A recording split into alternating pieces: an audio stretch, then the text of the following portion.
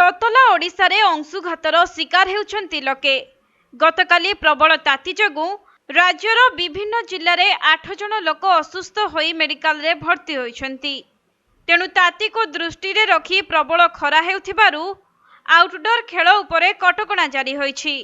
विशेषकरी खरारे cricket, hockey, football आदि न खेलिबाकू निर्देश होइछि। एने क्रीडा विभाग निर्देशकंकु मध्य चिठी लिखिछन्ति एसआरसी। तेबे खरारे विभिन्न जगारे खेल चलुथुबा जणा पड़िबा परे एने तागिद करिछन्ति सरकार। विशेषकरी दिन 11 टारु 3टा पर्यंत बाहर को न बाहरिबाकू परामर्श दिया जाउछि।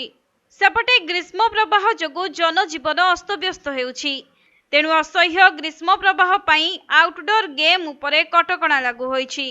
दिन 11 टारु 3टा पर्यंत कौनसी खेलकूद होई परिबो नाही।